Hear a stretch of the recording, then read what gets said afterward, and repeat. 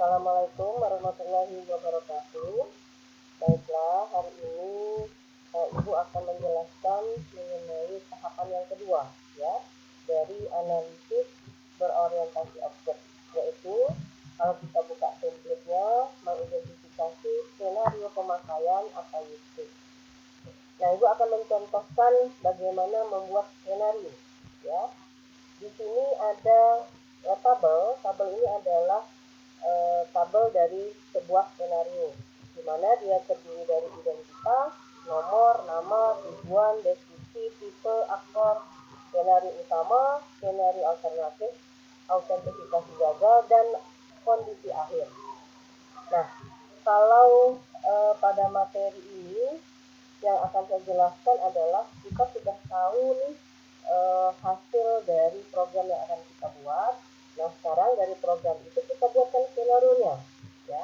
Berbeda dengan nanti kalau Anda membuat tugasnya nanti Anda akan membuat skenario-nya seperti apa dan form atau tampilan programnya seperti apa. Nah, sekarang dibalik. Jadi, dan tidak Anda bisa tahu kira-kira seperti apa sih pembuatan skenario itu. Nah, di sini saya sudah buka program yang sudah jadi, yaitu web siswa kita, ya, Siswa Bina Dharma Asih ID. Nah, di sini pada saat kita klik atau kita ketik alamat website Siswa Bina Dharma Asih ID, maka akan muncullah form seperti ini, di mana user atau pengguna, dalam hal ini kita, itu akan memasukkan username, kemudian dan password. Baru kita ketik atau kita pilih atau kita klik menu login, seperti itu ya. Nah, ini bisa kita katakan ya sebagai suatu skenario ya, satu skenario. Jadi kita buat namanya kira-kira, misalnya kita buat skenario-nya itu adalah skenario login. Nah, nomornya ini tergantung dari yang mana yang duluan skenario itu dibuat. Nah, karena login itu adalah skenario pertama, bisa saja kita buat skenario-nya adalah skenario pertama. Nah, ini bisa juga berubah kalau misalnya sebelum login kalian misalnya akan membuat skenario untuk mengentrikan username, mengentrikan penggunanya terlebih dahulu ya, otomatis skenario login itu nomornya nomor berikutnya seperti itu ya. Anggap aja misalnya skenario login ini itu adalah nomor pertama, namanya adalah sesuai dengan namanya login. Nah, apa tujuan login ya, apa tujuan login? Tujuan login di sini misalnya untuk pengguna dapat mengakses menu utama dari sistem informasi akademik. Jadi tujuan dari dibentuknya skenario login ini ya, yang namanya tujuan biasanya jawabannya itu adalah untuk apa seperti itu. Nah, yang berikutnya itu adalah deskripsi ya, deskripsi. Misalnya kita buat deskripsi dari si login ini tadi ya. Misalnya kita buat deskripsinya itu adalah menu login misalnya, atau skenario login itu merupakan proses ya yang digunakan pengguna untuk dapat mengakses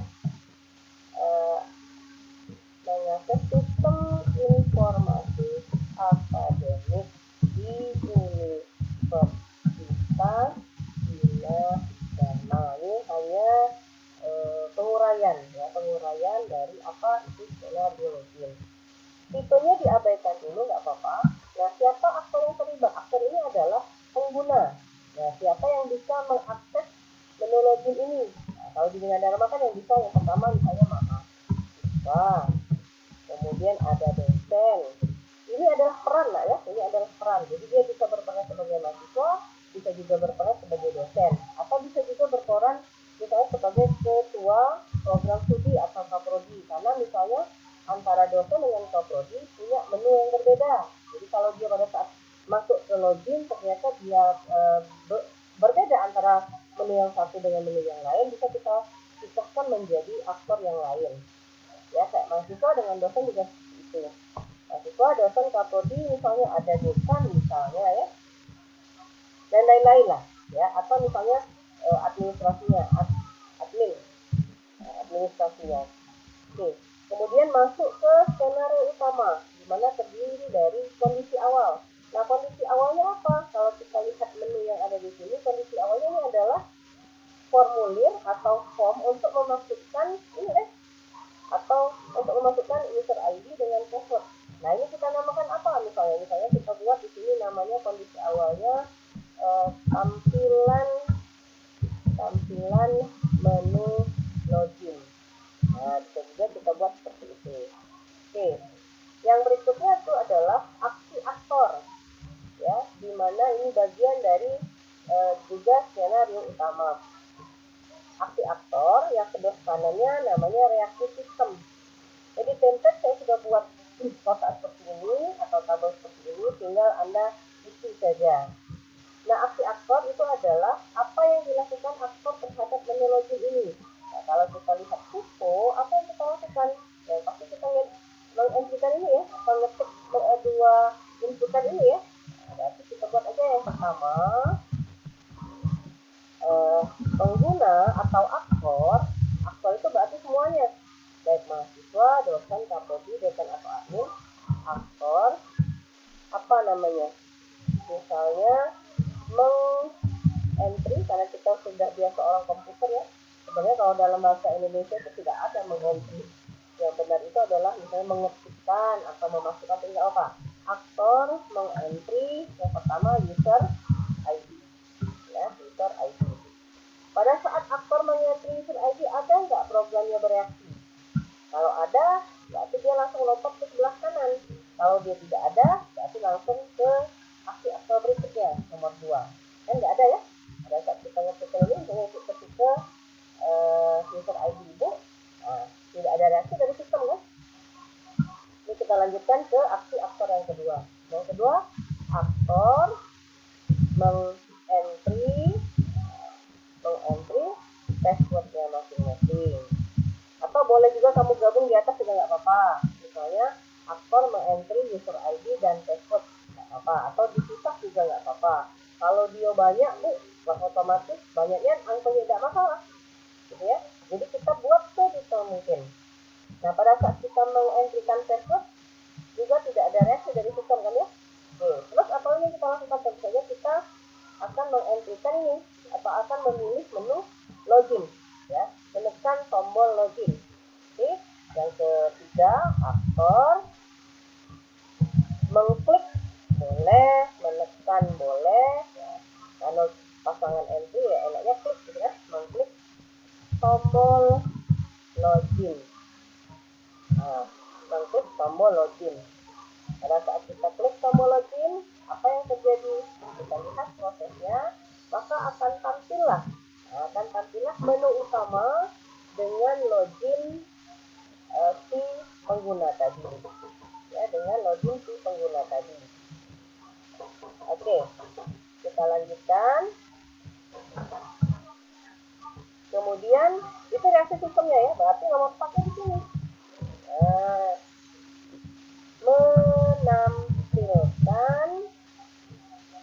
Menampilkan menu utama masing-masing aktor.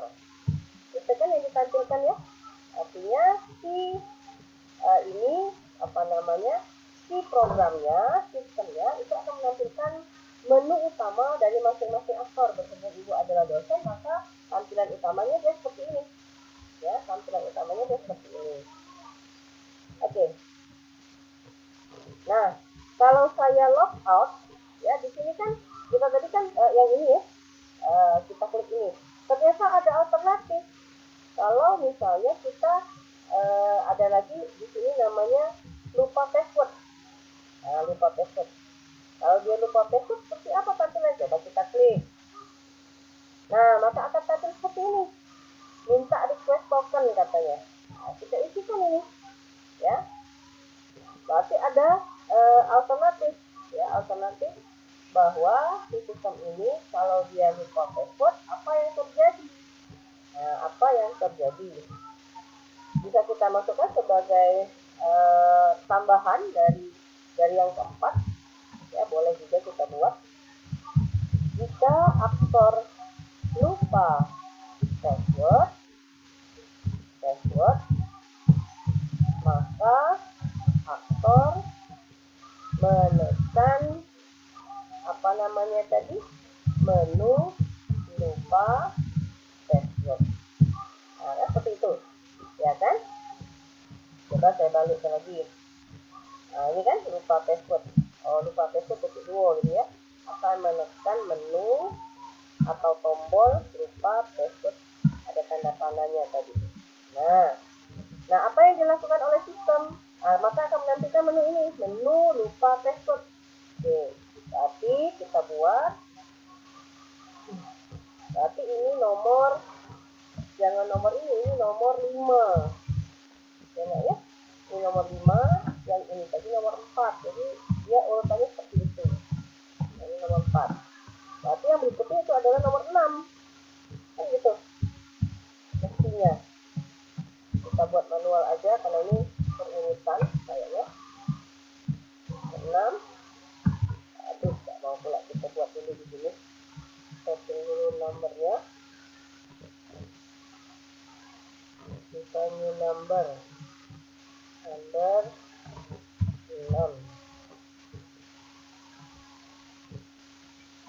Dia nomor 6.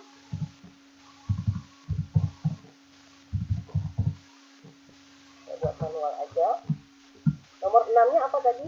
Menampilkan menu atau form ini ya, menampilkan menu atau form untuk mengubah password baru. Nah, silakan masukkan name, kode, bla bla bla bla bla bla. Jadi sistem akan menampilkan menu lupa password, ya. Kemudian ini apalagi nomor 7 berarti ya. Si aktor ngapain lagi? Mengentrikan ini, mengentrikan name dan email.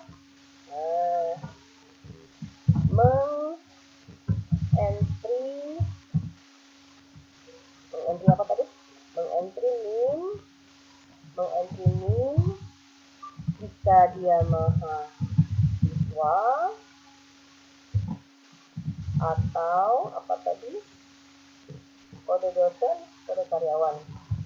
Kode dosen jika dosen, atau kode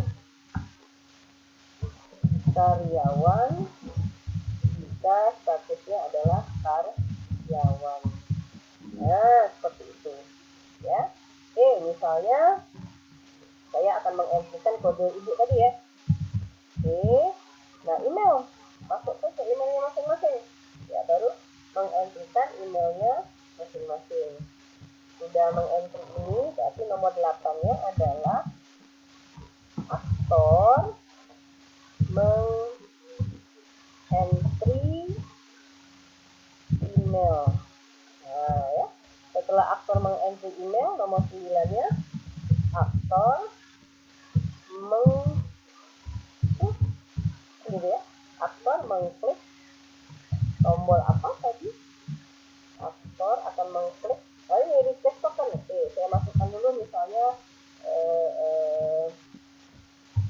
email ibu ya. Nah, saya klik request token. Berarti klik tombol request token. Seperti itu ya. Klik tombol request token. Nah, maka dia akan mengirimkan token yang akan kita kirimkan ke email. Nah, berarti sistemnya akan menampilkan apa di sini? Berarti nomor 10. Mengirim token ke email pengguna. Nah, pada saat mengirim token, kemudian dientrikan lagi tokennya ke sini, ya kan?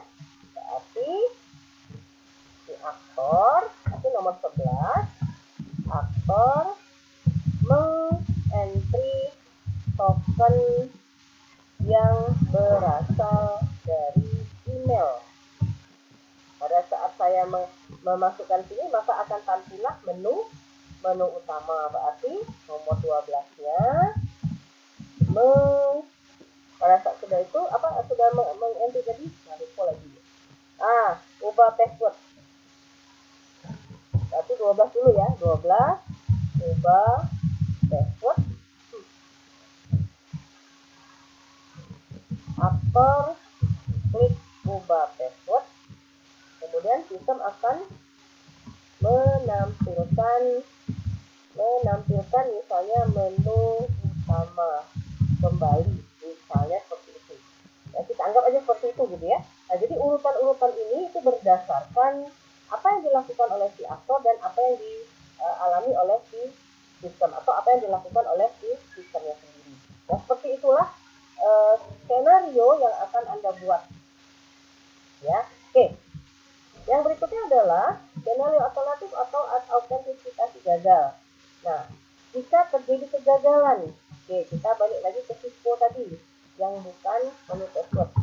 Nah, yang lain-lain silakan Anda buat sendiri. Saya ada aktivasi mahasiswa dan lain-lain ya. Saya hanya mencontohkan satu saja. Nah, misalnya saya salah mengentrikan passwordnya. Saya ketik sembarang. Apa yang dilakukan? Ininya salah, misalnya user ID-nya juga salah. Misalnya saya buat sembarang gitu, kemudian pada saat saya klik login, apa yang terjadi? Maka akan tampil menu seperti ini. User tidak bisa menggunakan sistem, hubungi pelayan. Nah, ini kita lakukan. Nah, ini kita masukkan ke dalam aksi aktor di bagian alternatif. Ya, jadi untuk yang pertama akan meng-enter user ID tidak mungkin salah. Kalau salah dia pasti ini. Tapi untuk yang ini pada saat kita klik login, ya, berarti alternatif yang nomor 3, jika aktor meng-entry user ID atau password yang salah, ya, maka aktor harus meng-entry dengan benar. Sama balik lagi sini ya. Maka aktor akan meng-entry dengan benar. Bentar, saya undo dulu.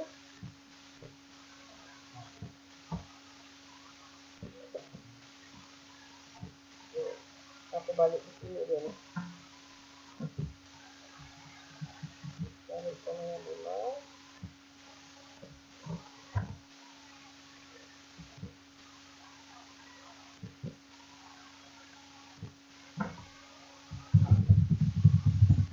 Ini file kita balik di sini.